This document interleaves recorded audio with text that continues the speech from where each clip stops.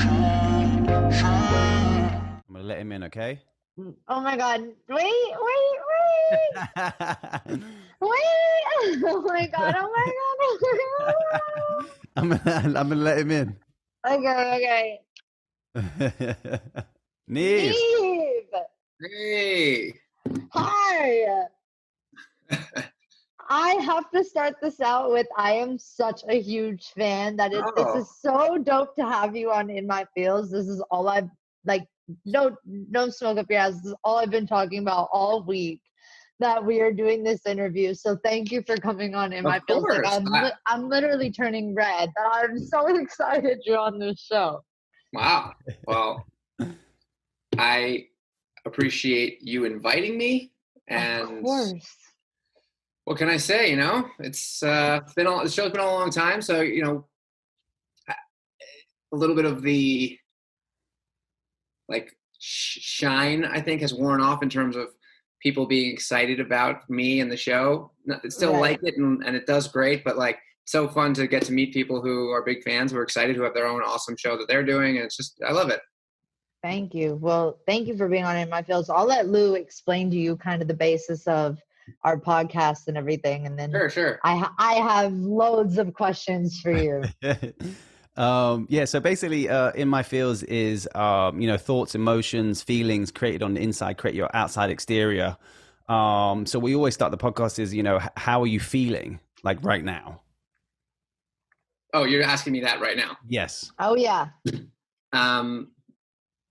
Well, I think that there's, and we're obviously recording. Okay, so I think there's a couple different answers to that. I think there's how are you feeling right now, kind of in this exact moment, which is the surface, which I would say I feel great. I just gave my son a bath. We were goofing and laughing in there. It was really cute. So that's a good feeling. I think today was a great day. I feel good about today. We actually filmed an episode of Catfish today, or the second half of an episode of Catfish. I better be on an episode one day. I know you have helpers. I know you have helpers. That's the point, Noah. I know you have helpers come on the show, so I better be one of your helpers one day. Fine by me. Okay. So today was a good day. I filmed an episode of Catfish. I had a pitch, actually a Zoom pitch for another show I'm developing with a big network, and it went really well. So fingers crossed, maybe. So today was a great day. I feel really good about today. But I think if you go a little deeper and you sort of then say, okay, well, how do you feel about where you are right now in your life? Or how do you feel about the last 4 months? Then, there's obviously a lot more that I could kind of get into. How do you feel about your relationship? In my case, with my wife. I mean, there's so many different layers and levels of how that question. That's why we're here. For me right. too. Yeah. Please. We all tend to try to usually give the easiest, least vulnerable answer to that, which is I'm fine or good. Yeah, I'm good. How are you? Yeah. It's we're trying to kind of the point. Yeah, I guess I feel like the point behind the show, and which I'm excited to talk about the idea of the show, because it does kind of tie in. I watch a lot of Catfish. I'm going to be real with you. I have watched every season multiple times. Season 3 is my favorite because I love that you get a little cranky. And it's really funny whenever your producer is telling you to walk outside and you're like, I'm sorry, I lost my temper. I just threw your phone in a river. But I feel like, so I'm a girl that, and I talk about this on every episode. I'm a girl that grew up with body dysmorphia and social anxiety and depression and not feeling good enough as being myself. And I feel like I've noticed that a lot within the show, that people tend to create these accounts because they're afraid to be themselves. They feel like they're not going to be accepted by the world. Or the person that they're reaching out to, or they're catching feelings for. That's pretty much the most common reason of people kind of catfishing, right? Yeah, I think sort of self-acceptance and identity are two of the main things that lead people to explore either different identities or expressing how they really feel in a sort of safe place, which is often as a person other than themselves. And it's interesting because I used to think it was really more specific to people who felt also physically isolated because of where they lived and or the community that they lived inside of. So obviously if you grew up in many parts of the South and you were gay, that wasn't an acceptable thing to be, and as a result you might not be comfortable coming out. But I think more and more I'm realizing that it's as much something that people in remote places or in communities that are biased do as it is people in cities or even those who grew up in very supportive families. I mean, everyone feels like there's something about themselves that is unacceptable or that goes against the grain or that might be seen as weird. And so people deal with that in different ways. And a lot of people tend to explore those feelings through fake profiles.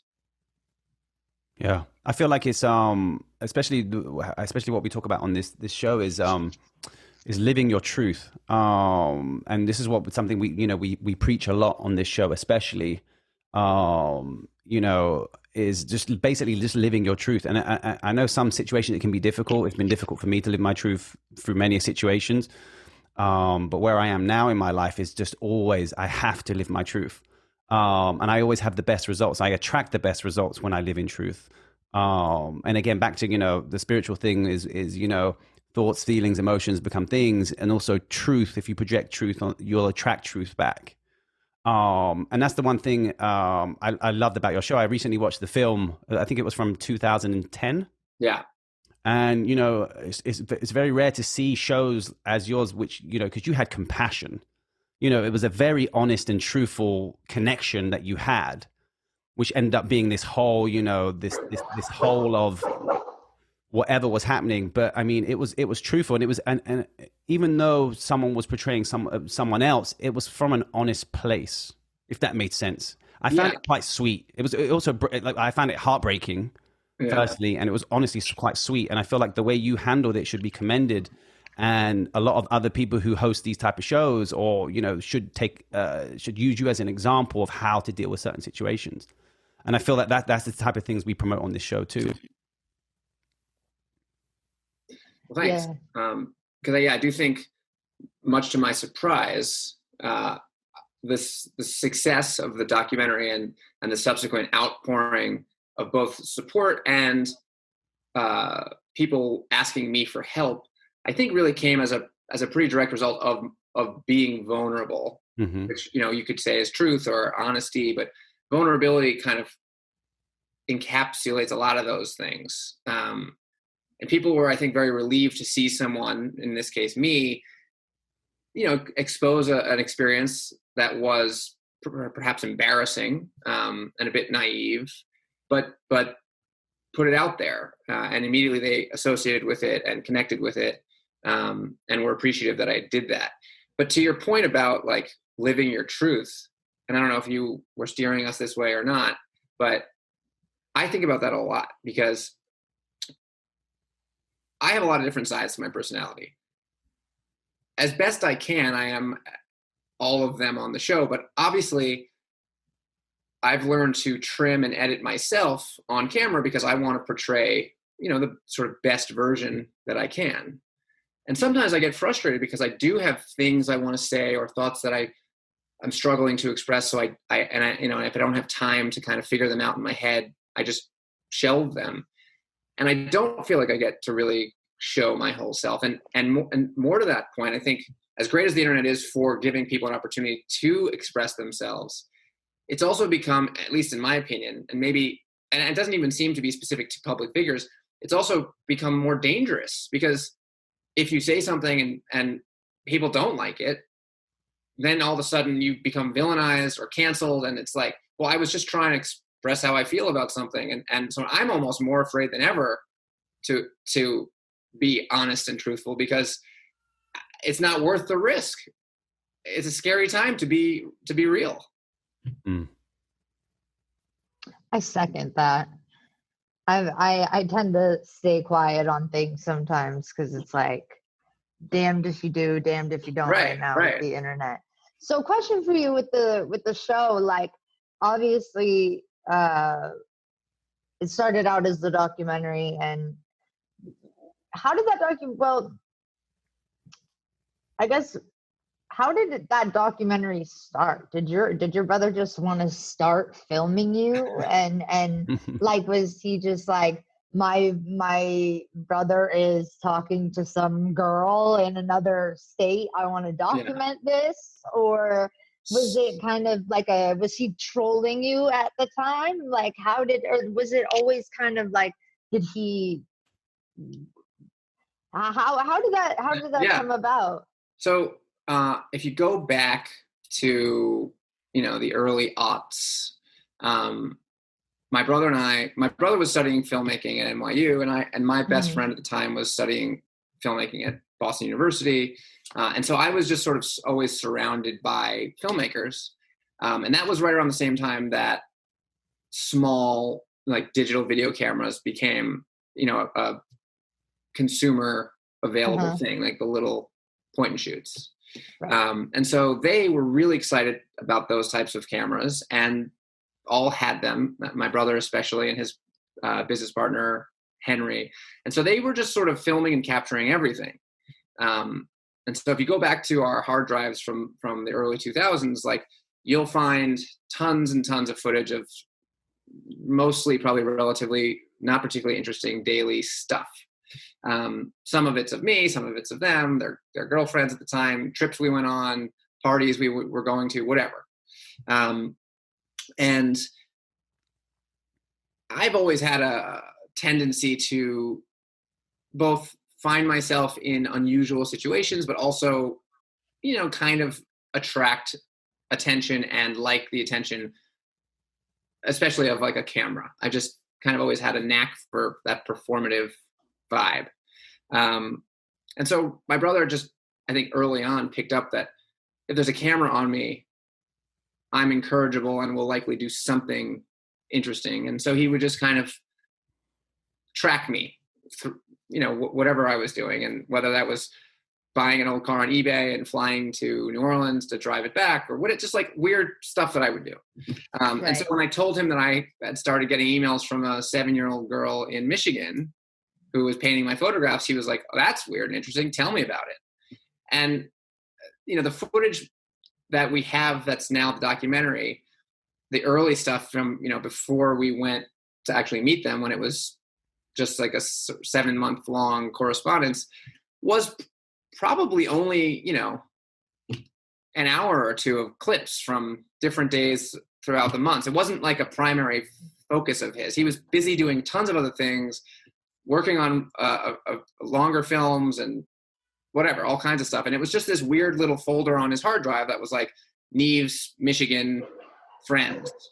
And it really wasn't until we were filming and discovered that they had lied to me, and then they had decided then, like, okay, we're going to focus on this for a week or two, that they actually considered it as a meaningful story to tell. So it really wasn't anybody's intention to turn this into a documentary until we understood that there was something going on that might not just be what we thought it was. Yeah, and I love the way that you got the name Catfish. Like the way I don't want to spoil it for anybody who's listening who hasn't seen it, but the way that ends actually was very moving. And when you're like, wow, this is how you got the name Catfish, that was really kind of touching. And then I'm like, wow, you guys really made this a human language word. Catfish is now run. Catfish is now like a legit word. I was watching the episode the other day where you and Max we're like, it's in the dictionary or some type of dictionary now that catfish is Yeah. a wrong person. But so as the show has like gone on and technology has grown and social media has grown, would you say that it's easier because, you know, like in earlier seasons, you're on the like Nokia flip phone, like there's not like, you know, it's not like we have a, you know, or Instagram has just started, or there's so many different, you know, and now as technology is getting, or social media is getting more advanced, would you say that it's easier or harder to get catfish now? The interesting thing is the way in which people are getting catfish today is almost exactly the same way they were getting catfished when we started making the show 8 years ago. It's Okay. The pattern is almost eerily similar. I mean, obviously there have been some variations in terms of the platforms in which people initially meet. You know, whereas it used to pretty much exclusively be like MySpace and Facebook. Now it's obvious, it's Instagram and Snapchat and Twitter and Tinder and dating apps, but the basic relationship building blocks are all the same. You know, they met kind of in a friendly, non-sexual way. They started chatting, got to know each other, then some flirtation kind of came into play. And whether they're talking on the phone or in most cases just texting, very quickly there was this bond that they made, and before you know it, it's a few months and then a few years later, and they're in too deep to, you know, kind of walk away. And so they stay in it because they want to see it through and you know, fingers crossed, get their happy ending. And so even though obviously everybody has a smartphone now, whereas they didn't back then, and everybody's familiar with FaceTime and Zoom and video chat and all that stuff, it doesn't seem to make that big of a difference. I mean, I'm sure there are plenty of people who probably aren't getting catfish because they've asked to video chat, and when the person says no, they're just like, okay, fine, forget it. And we don't hear those stories. You don't hear the stories of they won't FaceTime with me, they won't, right? Well, no, we do, obviously. That we hear those stories, but only what I'm saying is there are probably a lot of people now who are much more skeptical, who meet someone and when they're told they can't FaceTime with them, stop talking to them and just move on. I like to think that obviously people in general have become more informed and educated and skeptical and are better at avoiding getting catfish. But obviously there are still plenty of people who it is happening to. Right. And so, yes, while there are more tools available to everyone to avoid it, it hasn't seemed to really matter or change that it's still happening. And hence why we're still making the show. Yeah. And it's interesting, you know, because some people in the show, you're like, why did you create this account? And they're like, oh, I just wanted to fuck with people. I just wanted to give back at people. But, you know, I'm always like, I'll be watching it with one of my friends or something, or I swear to you, this is, again, no joke. I watch Catfish going to bed, or like, that's like my Sunday morning cartoons. Like what? So, and I'll rewatch it and like make my friends watch it. But, you know, I'm always like, Nev is that guy. Like, he's the man. Like, when you sit people down, because, you know, there are a few people that I've watched that, you know, at first you're kind of like disgusted with. You're like, you know, that one guy that's like, I'm the king of catfish. And Max is like, I'm not going to fucking film you, give you airtime. Like, but, you know, then what I think is really cool about y'all is, and you now that it's you on your own, is that you take in, you still set them down, and you guys end up helping these hurt people. And, you know, I'm sure you're not like, you know, what goes on in their life way down the line. But, you know, I love when you'd sit down and really talk to the people and figure out why they want to hurt somebody, because usually it's hurt people. So, you know, these people are hurting, the reason, that they want to just fuck with somebody. And those were some of the episodes that I was like, whoa, like the episode that you throw the phone in the river. Like, I would have done that too. I understand. But at the end of the day, I feel like you still do give your service to both ends, because you give clarity to these people that were hurt, that was causing them to catfish somebody. And that's what I've really appreciated out of the show, because I think a lot of the show has to do with, if somebody's so angry to just want to fuck with somebody and a group of friends that lives a state over, they're hurting, and I feel like those talks that you give people, you when you talk to them later on in life, they when you call back a month or two later, they always seem to be doing much better. And I don't know, that was something that I've really admired out of the show, is that you cater to both ends at the end of the day. You check in with both ends at the end of the day. You're not like, oh, we found our catfish. Fuck. All right, we found it. Not going to check in with them again. You check in with them and you see how they're doing. You see if they're still keeping it up, or you see if they're doing better in life, if they've grown as a person. And I love that, and I admire that about the show. I have another question, because this is like my favorite episode of all time. I guess the most, first of all, the Bow Wow episode is probably my favorite of all time, the Bow Wow episode. But the medium, oh my God. I would love to touch on that episode, because you really, in that episode, you're like, I can't figure it out. Like, what was that episode like, Lou? I don't know if you I haven't seen that one. So we did this episode where it was actually it's one of two 90-minute episodes, because we felt like there was just so much content there that was so fascinating that we aired it as a sort of 1.5 two part, right, yeah. Or yeah, maybe it was, I don't remember how, it was longer though. I don't know. On Amazon, it's 2 parts. Oh, wow. But, yeah. Basically what had happened was, this young woman wrote in. I think she was like 19 or 21, or she was young, and she lived in, I think, Kentucky or somewhere kind of in the Midwest area. And she had been messaged by a woman from Florida who had told her that she had become friendly with this girl's father. Now, what's strange about that is that this girl's father had died when she was much, much younger.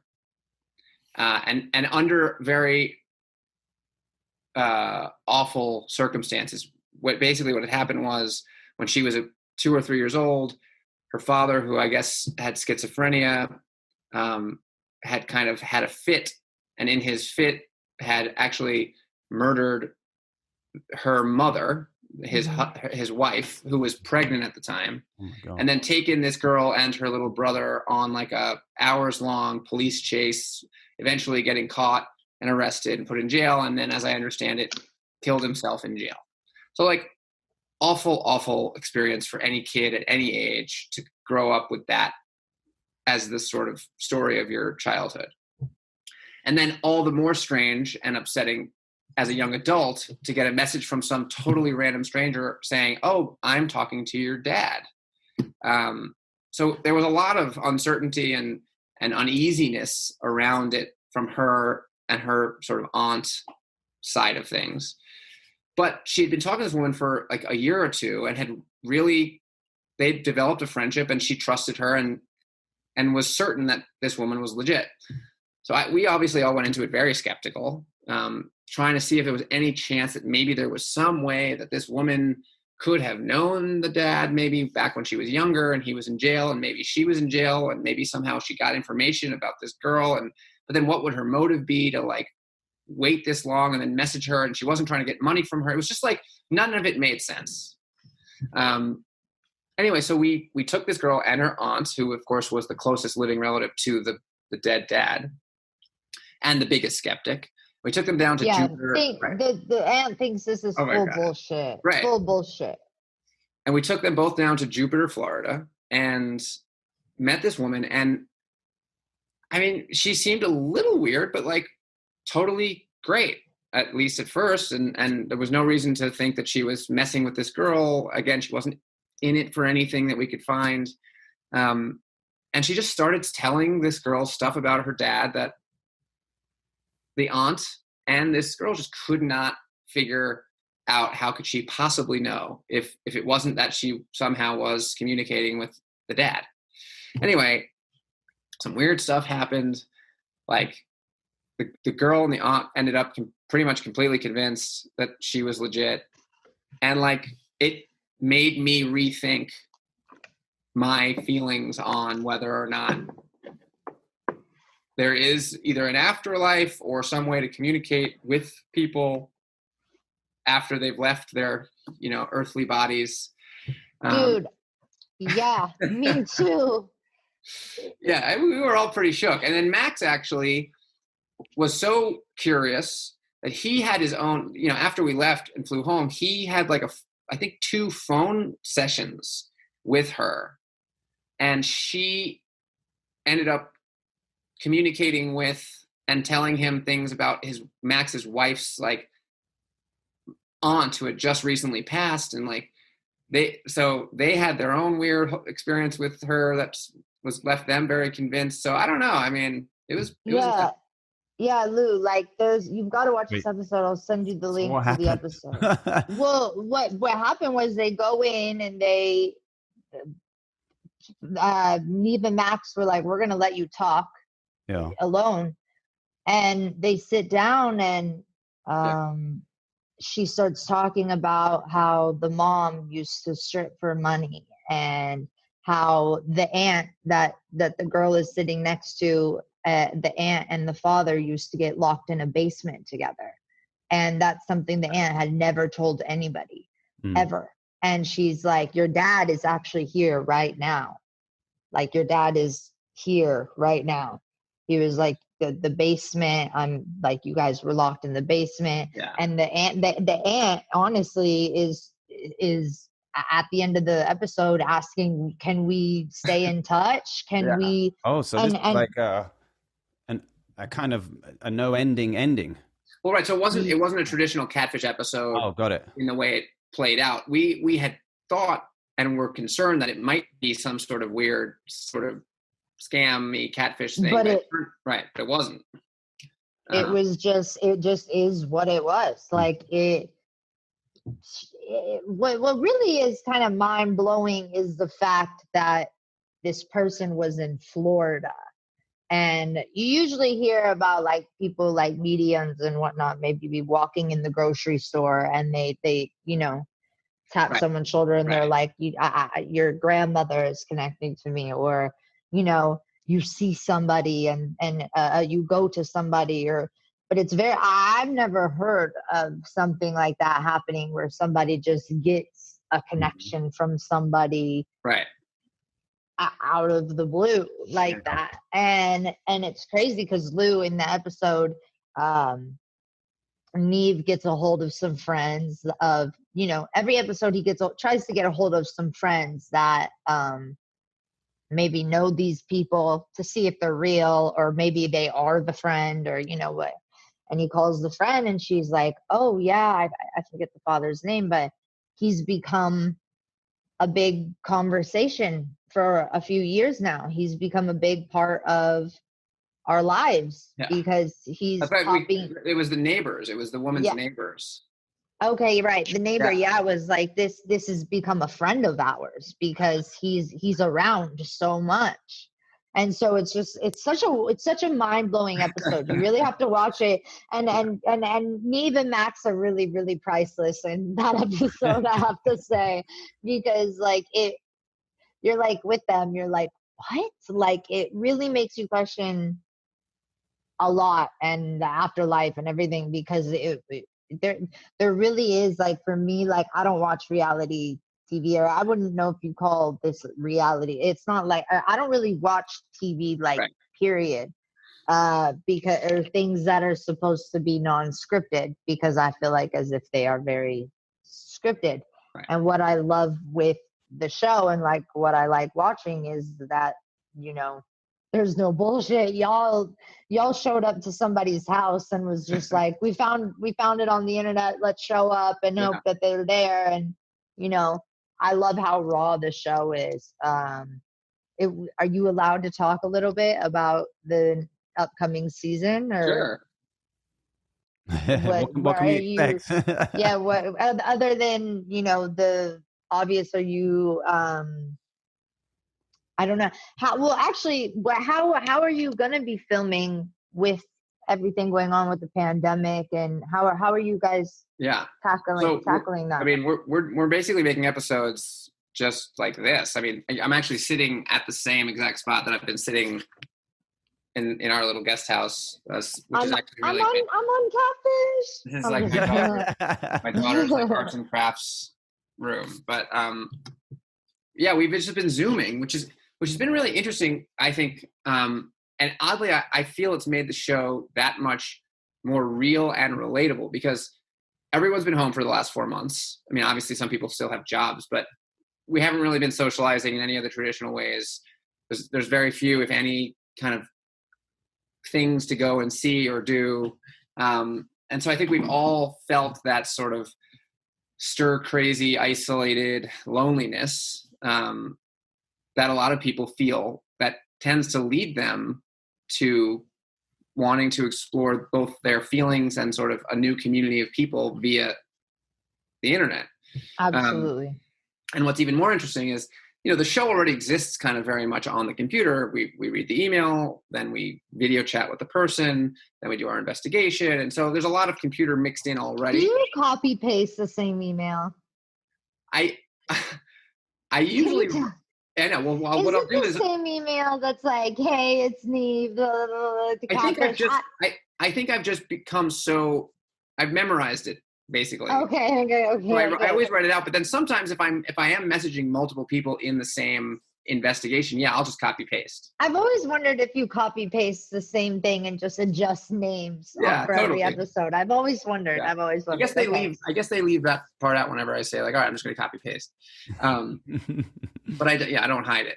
Anyway, so what's interesting to me is that we've been making the show, and a lot of the show feels very much the same. I read the email. I'm obviously on a Zoom with Cami, my co-host, and then we FaceTime the person who wrote in, and we talk to them, and we bring a friend in. And so all that feels very similar. And then we do the investigation, and obviously we're not sitting next to each other, but we're FaceTiming, and I'm sharing my screen, and it's very interactive. And the editors and the post-production graphics people have done an incredible job, like really bringing all that to life. And then we sprinkle in little sort of off-camera moments where I'm with my family, or Cammie's doing her own thing, like while we eat lunch, whatever, in our own places, and that stuff's sort of cute. But then it gets really interesting, because then what we're trying to do is essentially what the person we're helping has been trying to do the whole time, which is just get this person to fucking FaceTime once. You know what I mean? Like, that's all they wanted this whole time. It's just get on your computer and FaceTime with me. And it's hard. It's definitely harder than you think it would be. But it's also, I think, in a weird way, somehow more rewarding, because when we show up with cameras, and there's 2 camera people, and then there's the sound guy, and there's, there's like, we're a crew. People are either emboldened to act bigger and be nastier or say things they might not have said normally, or they sort of shut down and they become very shy and withdrawn. And I think what's interesting about doing it like this is that when people are at home on their phone or sitting on their couch in their kind of regular everyday clothes, and there's no cameras or people around, and they're just Zooming, you get, I think, a more real version of them. And so I think what's make this season interesting to me is that there's something almost more personal about it, and more intimate, and people are a little bit more vulnerable, because they're not necessarily prepared or expecting the show kind of the way they might be if they knew we were coming with all the cameras and stuff. So I think this season is weirdly more intimate because people have less of a guard up because they're just at home on their phones. I think that's how many episodes is it? How the season that starts airing on the 5th will be, I think, 10 episodes. Yeah. But we actually haven't finished filming all of them. We just filmed one today, and I think I'm dancing because you just said on the 5th. I'm so excited. I'm like, I don't have to keep watching my reruns. Yeah. I'm so excited. I think that's new though. I mean, it just kind of imagining Catfish purely online or remotely and on FaceTime, and I want to know like the reaction. I mean, they're obviously aware that they're on Catfish, and everyone's going to be on when they first FaceTime, and like I guess it's harder to encaption the emotion behind it, right?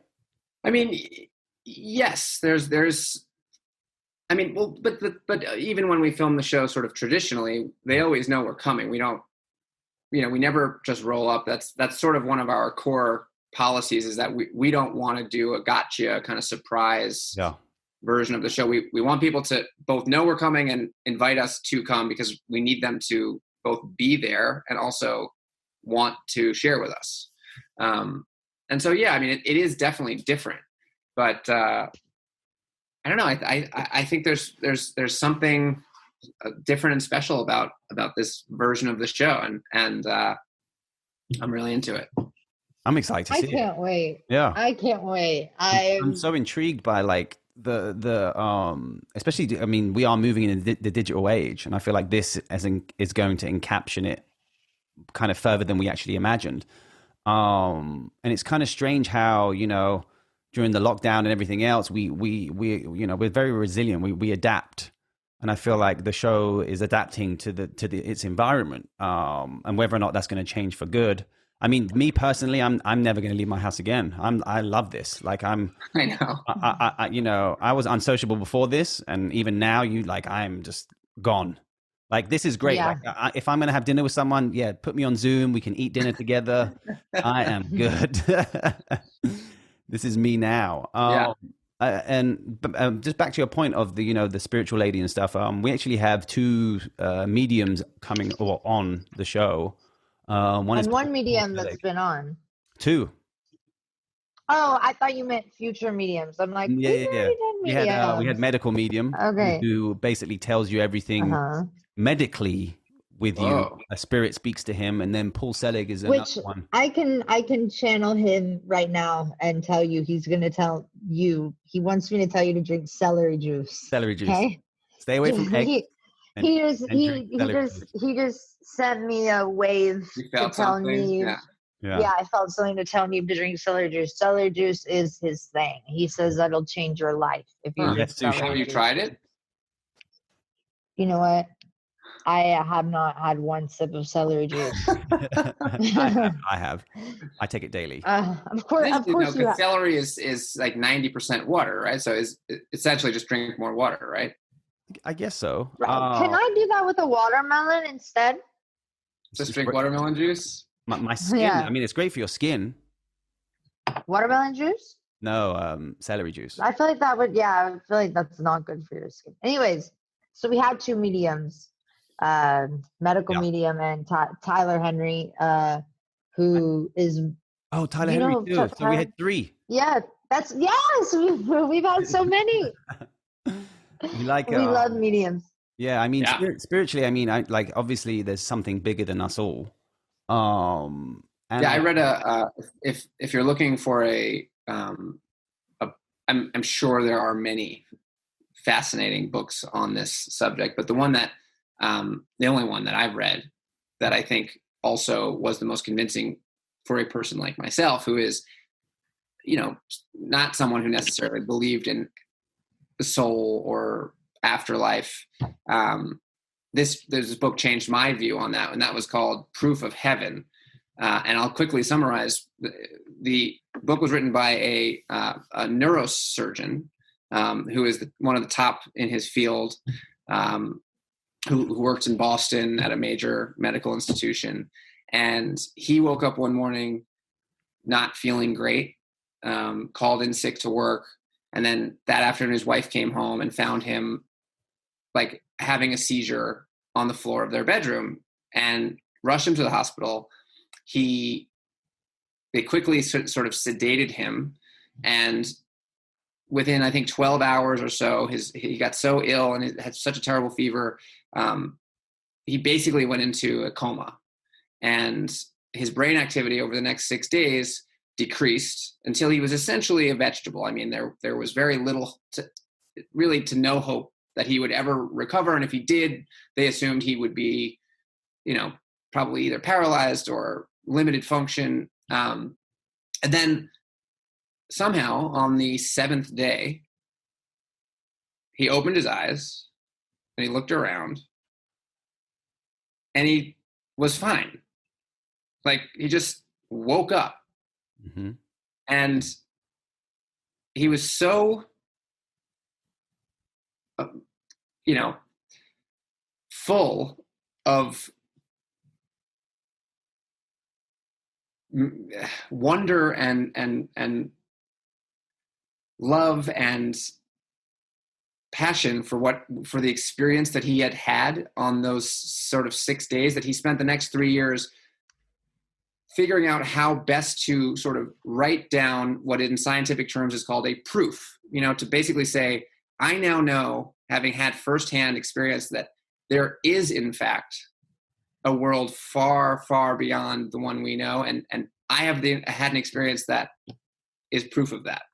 And he wrote this incredible book. He explained his journey and what he ended up sort of discovering at the end of it. That was then it's even right now talking about it, like my cheeks start to tingle, because there's something at the end of the book that you realize that this guardian, this angel that sort of led him down this rabbit hole into the universe, ends up being someone in real life that he never knew. Yeah.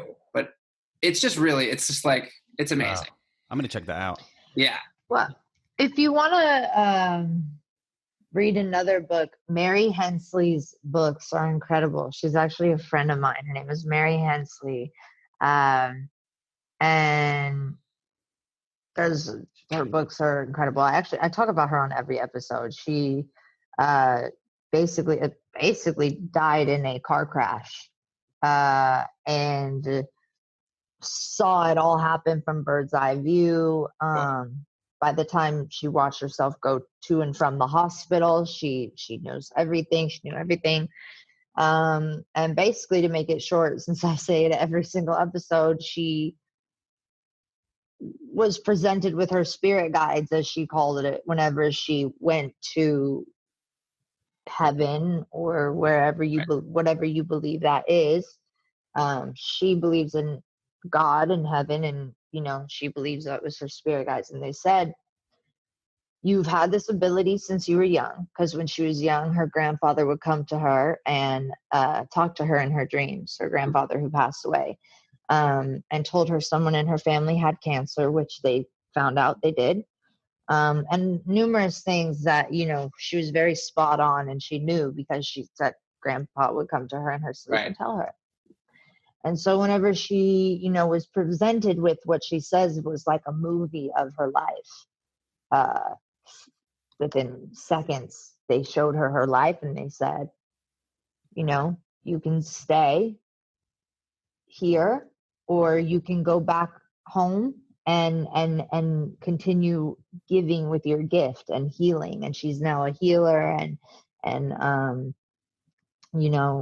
one of the most amazing women I've ever met, and her energy when she walks into a room, you feel it, and it's incredible to read her story. She has about three books.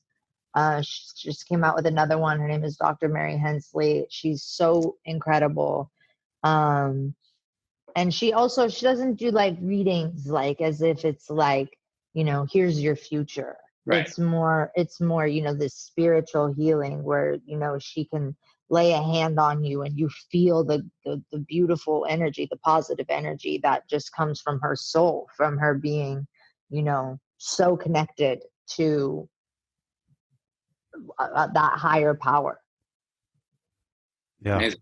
I believe. I mean, you know, I even, me as a, you know, I'm not from any of this background. So for me, this is something that I've kind of learned or developed over the years, to a point where I scientifically myself. So if I would think about something unresistantly, say, I don't know, a friend you haven't spoken to in 10 years, and then all of a sudden they text you. That's not a coincidence. That's an unresisted thought. Now, if we can, as a society, get to everything in our lives as being that unresistant, and I'm talking like, you know, oh, I wonder what so-and-so is up to these days, and then they text you from random places, right? That's an unresisted thought. So if we can get back to our careers like that, our love like that, we can get back to that level. You know, I call it the Jesus, the Buddhas, anyone who's been remembered forever. Right. They got to that level. And I feel like we've kind of lost our way in that. And a perfect example is Angela, you know, from the original documentary. She manifested, she loved your paintings. She, you know, she clearly fell in love with you, and she attracted you, regardless of whether she lied or not. Or I'm talking about the initial attraction. No, the manifestation is real. Yeah, she, you know, she painted a picture of a photograph and sent it to you. And to be honest, her paintings are pretty good. Yeah. Like I was like, damn, like she's got talent.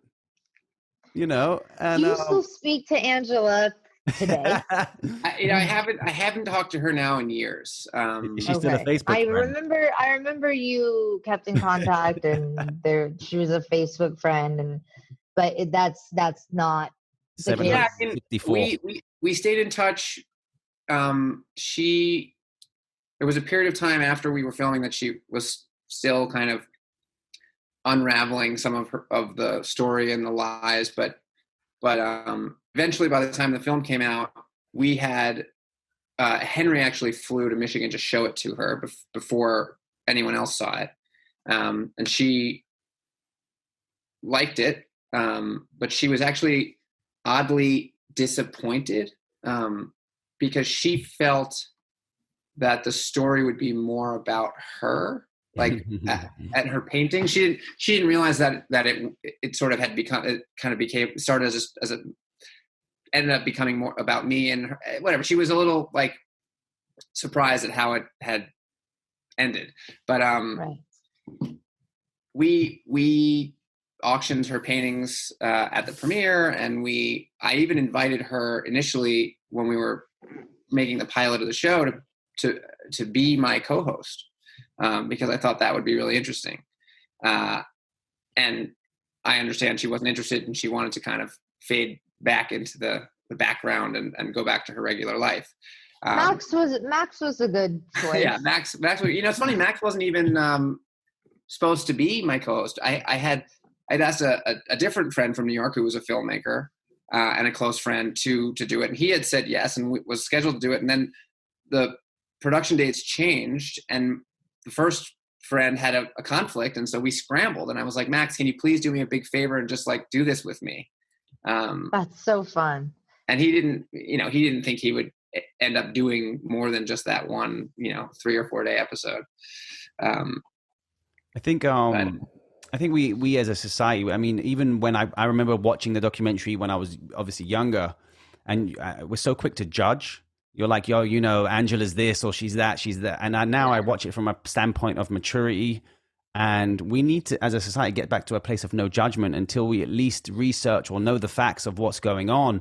And, you know, again, I said, you know, at the beginning of the show that it broke my heart. I was like, oh my God, I feel so for this woman. Because her intentions weren't bad. She was just trying to find an escape from her reality, you know. And none of us, especially me, I haven't experienced, you know, I've experienced hardships. Of course, everyone has. But I mean, just seeing the way she was living and the paintings, and she was just manifesting in such a way that, you know, no one can really understand. And again, I want to commend you because the way you handled that, I was like, this guy's fucking dope. Oh, I was like, this, and watching all the Catfish. Keep watching more episodes. And I mean, my wife watches it all the time. So you'll literally just say out loud, out of nowhere, Neve's the man. I'm sure That's Neve, what I say we all the all, you time. know, as husbands, we all sit there and go, you know, we don't really watch that. And if your wife's watching the Kardashians, you watch the Kardashians. Because you're always like, what's going on? And you have to understand what the hell everything is or whatever's going on.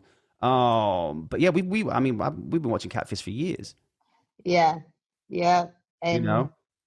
yeah, I swear, Neve, I swear, in every episode, there's one moment where I'm always like, "Yep, Neve's that guy." Like yeah, you always know what to say, like whether it's something like really funny or you're not Yeah. trying to be funny, but it comes across really Well, funny, and thanks. It's funny, no, your because dry sense of humor. you said earlier that like you liked season 3 because you felt like that was when I started to kind of get a little bit more cranky.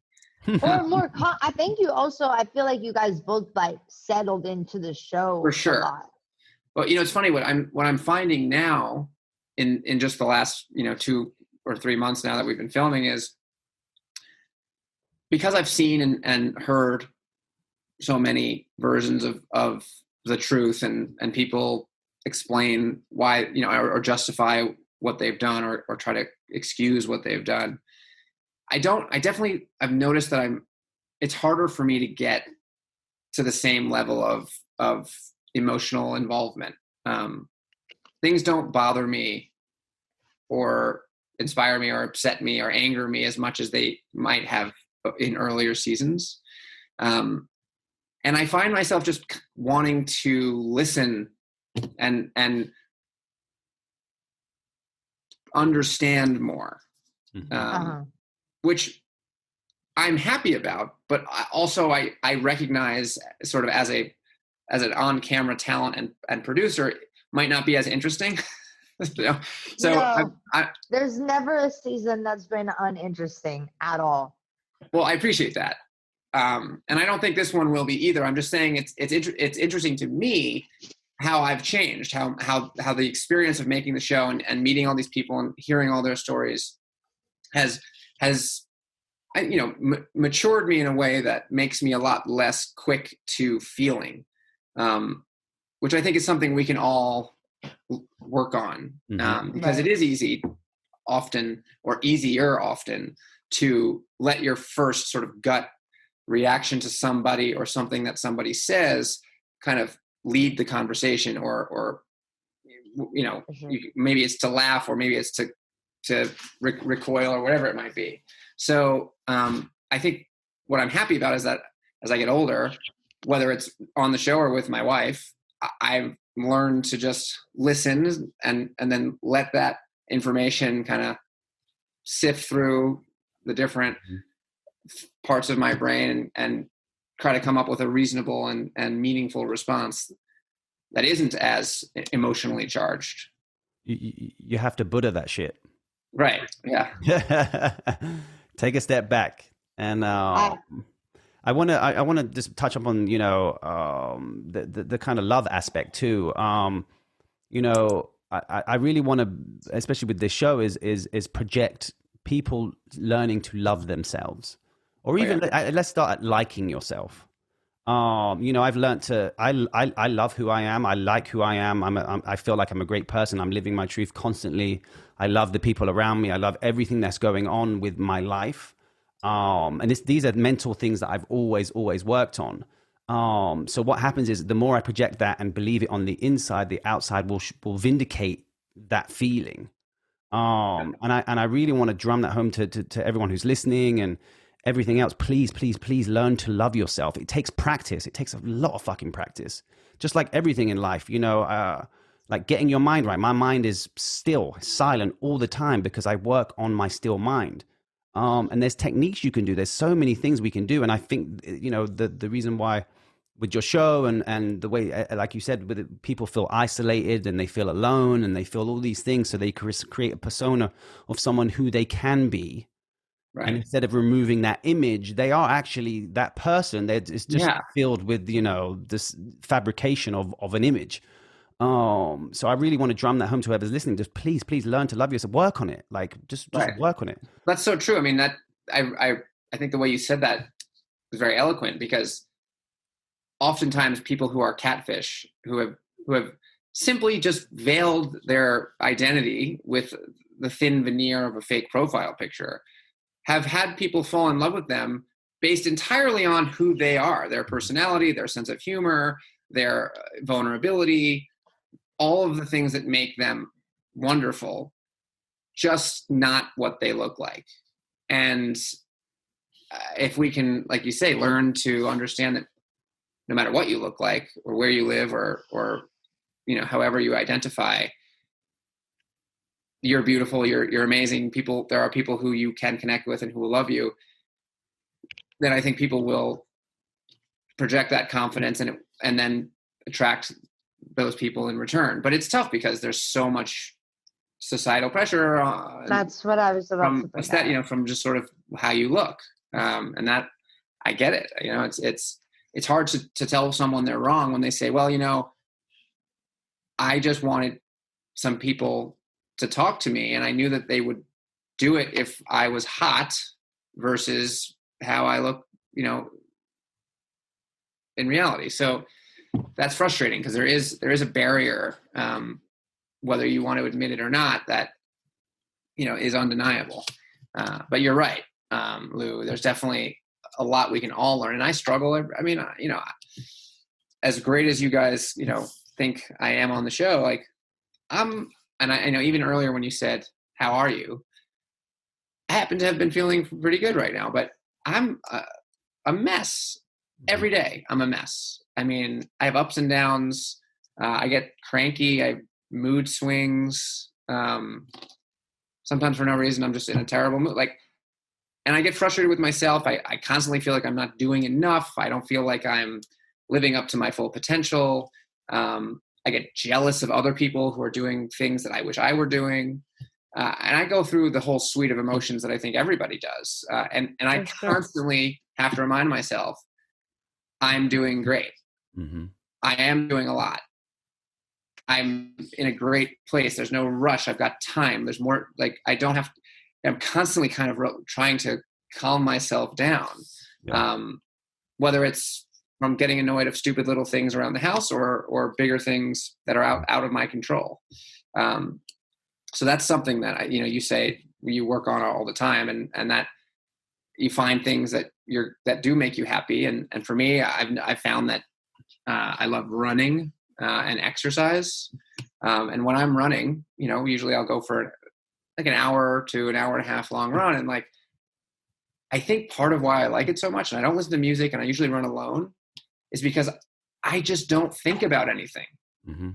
It's just that space that I give myself to just not be sad, not be worried, not be planning, and just be there. The only thing that matters to me is what's 6 feet in front of me, because I don't want to trip on a fucking brick. You know what I mean? That's it. Yeah. And I love that. That's to be honest, I appreciate the honesty. I love, this is what this show's about. And I feel, I've been there. I always feel like I'm not doing enough, or I have felt sorry, or I'm not doing this, or I used to look at other people and be like, well, they're not working nearly as hard as me. And then I realize it's me, and I have to I call them ticks. So for example, if you're doubting yourself, you put a tick in there. Of a snap of say, I'm not doing this right or doing this. And then I'm like, oh shit, I have water. I have a home. I have a warm bed. I have a wife who loves me. I have a beautiful child. And then you dissect the smallest little things. Even a thing of I have socks, or I have, underwear. It's some people don't. Yeah. And then you start putting those ticks into your life at every moment, or you question, why aren't you enough? Why am I not this? Why am I not doing that? Why am I feeling that way? And now when I see someone doing great things, I'm like, fuck yes, because you can't. The thing is, when you project, so for example, if someone was to wish you harm, they can't project that on you. They can only attract that into their own lives. You can't manifest for someone else. So you have to we're creatures of habits. So right now we're all in habit regardless forever. Everything we've ever been taught is coming into our lives, and we're habits. We have to nip and retrain our minds technically for us not to feel those things. And I'm a pretty positive person now, but I've been working on myself for a very long time. Right. And I say it in every show. My head used to be too heavy for my body. I was weighed down by so much bullshit, and I realized it was me. Yeah. You know, and See, Nev, I'm a lot like you. Like when you were explaining your personality traits, I feel like I'm a lot like you. Like Yeah. I feel like in a way, which Lewis helped me a lot, like with, you know, comparing myself to others. Like, damn, you know, like I should be doing that. If like, you know, if this person's doing that, like I should be, you know, I feel that. I feel that jealousy. I feel that, you know, sometimes am I not doing enough? What can I do to make myself better? Like, and, Right. you know, get in those moods. So I completely, when you were saying that, and then Lou was like, thank you for being so honest. I wanted to jump in and say like, you know, I feel like there's so many people who are like that. And also people with creative minds, people who create. You're Right. a creator too, you know, Mhm. that we have that side of us where, you know, it's just in us, whether you paint, you dance, you write, you make music, whatever. You're a creator. You get a little cuckoo sometimes. Yeah. It's interesting though, because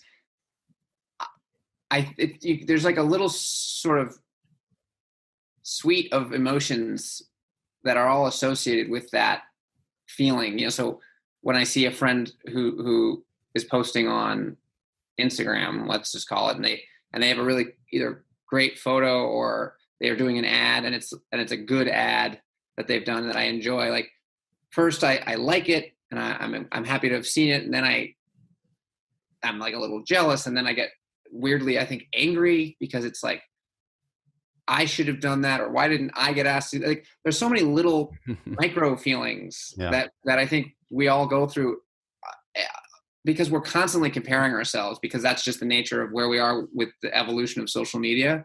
And we're living in a world right now where everybody is their own business. And so you're not just seeing people and sharing experiences with them. You know, you're seeing their brand, you know, and it's like, well, how does my brand compare to their brand, or how does my life compare to their life? And so it's just a really, I think, tough time to be a human in a weird way. Yeah. I'm gonna I mean I give this speech every time in my podcast, but comparisons. So I'm gonna break it down so practically, because I'm a pretty practical guy. I mean I can get super spiritual and super deep, but I mean I'm from Same. pretty normal background. So so comparisons, like the reason why people compare themselves, so for example, you have an item for sale, right? It's one item in the whole entire universe. You know, it can manifest, it can heal itself, it can do all these type of things. How much is that object worth? It's priceless. And that's basically, I'm describing humans. Right. That's us, right? So Right. factually, there's only one of you, there's only one of Noah, only one of me in the whole entire universe. Fact. So every single person on earth is the most unique thing that's ever existed at this time and is ever going to exist. Fact. And when I met Lou, to kind of jump in there, when I met Lou and he told me that I was at such a low place in my life where I didn't even feel like I was unique enough to be that. You feel me? Yeah. Like he was like, but Noah, there is one you. And I was like, but I feel this small. Right. I feel non-existent. I feel that's how I felt at the time. And you know, that's why Lou and I have this podcast together. So Lou's also my A&R. Yeah. And I So we met make music him. together. Yeah, he helps me with my music and on everything on that side, and tells me if what I write is good or not, basically, and what I'm putting out. But when I met him, I was at a really, really, really low part of my life. I just got off of tour. I had been struggling with being suicidal. I was depressed. I was mentally unhealthy. I wasn't taking care of myself, and we kind of did this cleanup of my team, and I brought in my own A&R, and I did all this stuff. And when I met him, it wasn't a work relationship. We're now literal God family. I'm the godmother of his child. I have to mention that in every episode. But I call him my literal like god brother, because we've just become so close. Because when I met him, I was at that such low point in my life where I felt like I didn't even exist. And he was like, Noah, there's one of you. And that was almost impossible for me to hear at a point. And so I think what I want to say real quick about people that, struggle with their identity, because I felt like I didn't even have an identity, or people who struggle with self-love or being confident enough to show their face.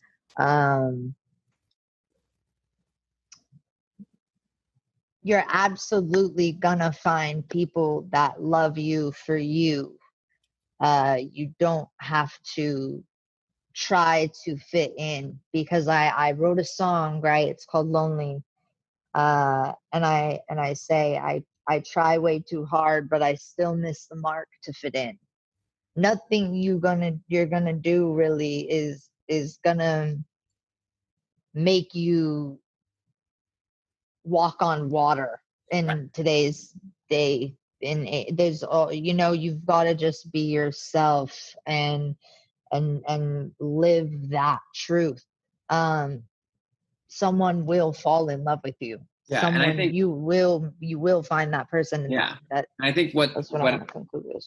What my takeaway from that is, like, and I think you've helped me maybe understand and perhaps better articulate this, but for the people who think they need to present themselves differently, whether it's in how they dress or through a fake profile because they want to attract attention, for every one person that you might attract in that somewhat false way, I think there are hundreds of people who would be attracted to you as your true self if you put that true self out there. Mm-hmm.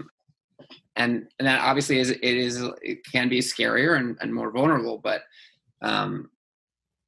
that is the great sort of flip side of the internet and social media, is that it does give a platform to people to find like-minded, true, artistic, expressive people from anywhere. Absolutely. Which is what's so great about it. So I love that. And so everyone stop comparing. There's nothing to compare to. Yeah, man. You just gotta. Why do I wake up every day and feel like I should have a podcast? Well, then do it. Well, you can join ours. No, I know, but you know what? I'll tell you something that I have, and something that I constantly say to myself now, and I think I'm getting to this point in my life at 35, but I'm learning what I'm good at and what I'm going to do, and learning how to accept what I'm not good at and what I'm just not going to do. Yeah. And I love spending time looking for old cars on Craigslist. Occasionally, if it's cheap enough and interesting enough, I might buy it. I love then sort of researching it, finding weird parts on eBay, fixing it up, and then I sell it. And it's a senseless hobby. And my wife teases me about how much time I spend doing it, but it makes me happy. And I don't want to feel bad about that. And so I just decided I'm not going to feel bad about that. And now I don't. Yeah. Do what you love. Yeah. I mean, it's funny because we've been working on this podcast for over a year. I mean, we wanted to make sure, the context was there, what we wanted to say, make sure it resonates. But I've seen so many people on posts being like, during lockdown, don't create a podcast. And I'm like, well, fuck you. Just because you don't, you clearly want to. Those are so live as you. I don't give a fuck. Yeah. I'll do exactly I'll how I want listen to to do. your podcast. Yeah. I mean, if you want to talk about, I had a podcast, you could listen to it. I'll be your biggest listener if you start a podcast. You have a subject. Right. Well, just so you know. And there's an audience for everything. I'm not trying to plug you. I did do sort of, I guess you call it, one season of a podcast called IRL. And I think it's still available. I think it's online. I'm gonna go find it. What does that stand for? In real life? In real life. Oh, there we go. I mean, Neve's Automobiles. That sounds like a vibe. It wasn't meant to be. You know what I should do is that's right. That's what I should. You know what? You know what? There it is. There's even the language of that's what I should do. Yeah. Then creates That sounds like the podcast title. Well, it creates a trigger. It flips a switch in my head that then immediately links to that sort of bad, guilty feeling of, well, I know I'm not going to do it. So that's just another thing that I should feel bad about not doing. Yeah. And so even learning how to talk about things and, understand that, you know what, I'm not going to fucking make that podcast because I don't want to make a podcast. You know what we have to do? We have to be like children. Children live their 1000% truth. There isn't a, I'm talking up to a certain age, of course, when everything else kicks in. But, my daughter's like, she cries when she's hungry. She crawls around. She knows when she wants something. She knows when she doesn't want something. Like, we need to get back to that because and I'm sure your kids live their absolute truth too. Let's all use children. How old is your daughter? She's 9 months. Oh, wow. Okay. So yeah, totally. So Yeah. Mine's now 3.5, and you can already see the brain changing and the way they pick up on social the wheels are cues. turning. Yeah. So live as children, and then you'll get back to how we should be, and that is the path of Jesus or Buddha, or they live like children.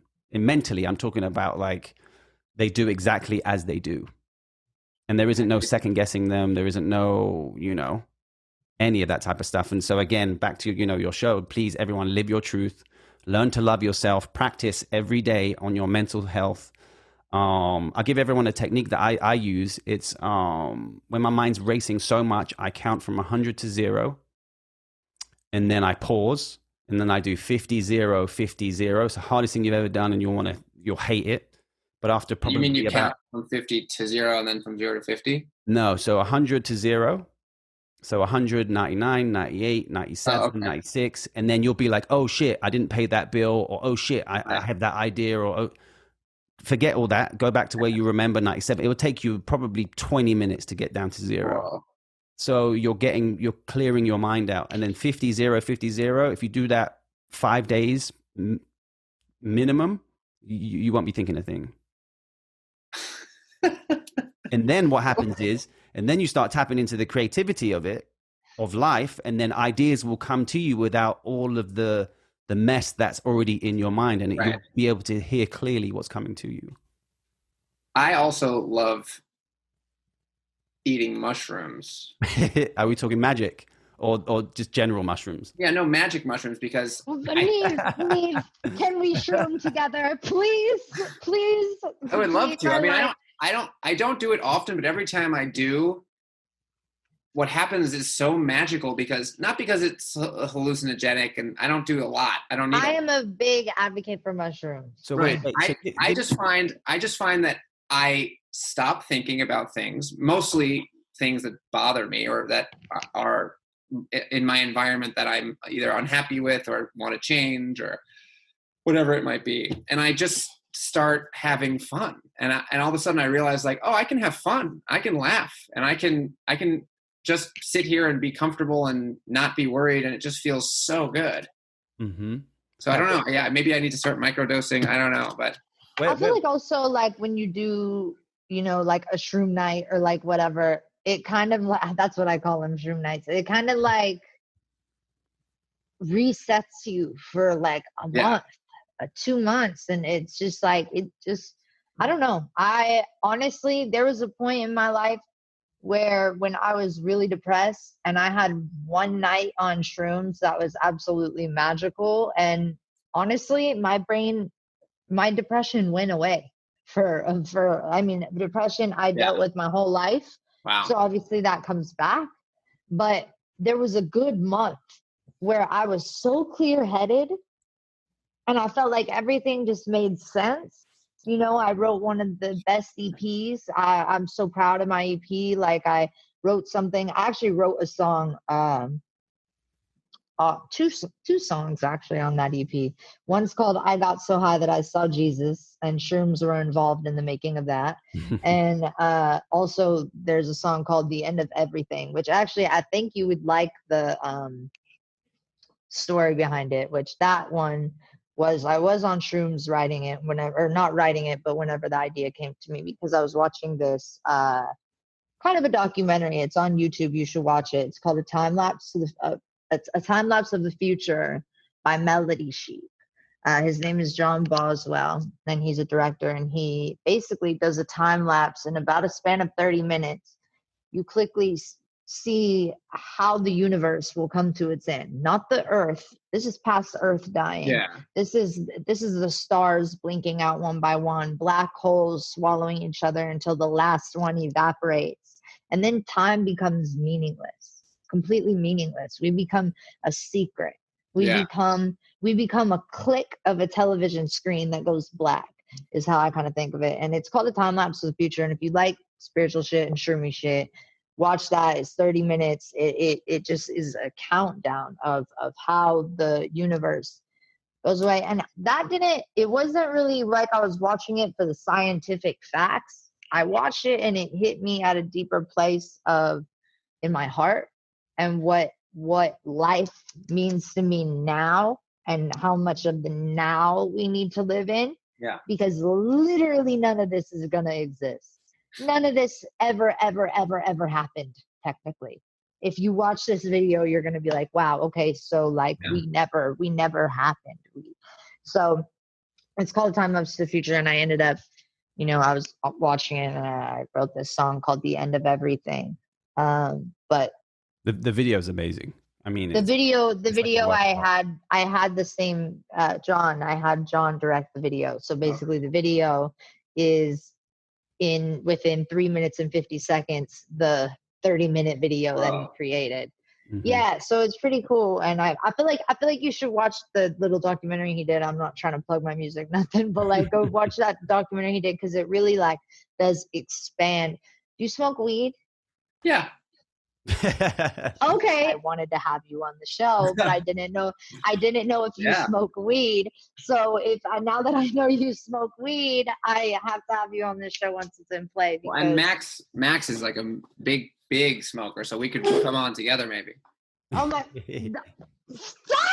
I would freak out. That would make me so happy. Man, and Mello's happy too. Nev, thank you so much. Oh man, I know that director dude is amazing, but the Earth doesn't shrink or die out; it only expands. Yeah, I'll say, and I'll add also. I think that it will end in ice. Yeah, exactly. I think the biggest takeaway for me making the show, and then doing things like this too, is it's really remarkable what you can discover about yourself and someone else when you create a space and just dedicate some amount of time to having a conversation and listening to them. And I think a lot of people don't have that. Unfortunately, many people, young and old, they don't have someone that ever really says, okay, let's just sit down and I want to know how you're feeling. And it's not because, and there's no point of time at which I have to go do something else or we have to stop talking. Like, we're just going to talk until we're done talking. And I think that's what I've realized I'm lucky to be able to give that gift, even though it's on the show, to just sit down and say to someone like, so what's up? What's going on? What is this situation you're in? How do you feel about it? And then just give them 30 minutes, an hour, 2 hours, sometimes longer, to just sort of talk about it. Because it's amazing what people will realize and discover about themselves when they're given that space. And so I think that, this is a great space for that. I like to think my show is a good space for that. And I feel like we need more spaces for people to just think about how they're feeling and have someone just gently sort of there to listen and encourage them to do it. That's why I appreciate you and the show so much. I mean, besides it being like, like all jokes aside with the show and everything, like with that and all of that, that's genuinely why I appreciate the show so much. And I think so many people appreciate it, is that, I genuinely see you wanting to help people. Yeah. And I admire that so much. So again, thank you for being Thanks, on In My guys. Feels. Thank you for doing this interview, because honestly, like I haven't stopped talking about it. This has been the best. I'm so excited, and I'm so excited for the new season of Catfish, and hopefully you and I can do something fun together in the future. Please. I'm now following you back on Instagram as well, so we can No DM now. Okay, perfect. And we'll DM, plan a And I'll do shroom the same with night. you. I haven't found your profile yet, but I'll You know, I'm just regular Lou. are you guys both in Los Angeles? Yes. Yeah. Yeah. All right, so next we're going back to New York this Friday for the foreseeable future, but when we're done, my wife is here, so I'll say goodbye also. But congrats to you guys on your when we're back, anniversary. we should all meet up, hopefully post-COVID. Perfect. Absolutely. Yeah. And again, whenever I get this show on the actually rolling, I'll send over stuff to you and whatever. And if you ever need a guest host on Catfish, you know who to call, because I will be the best guest host ever. I promise. Sure. I won't let you down.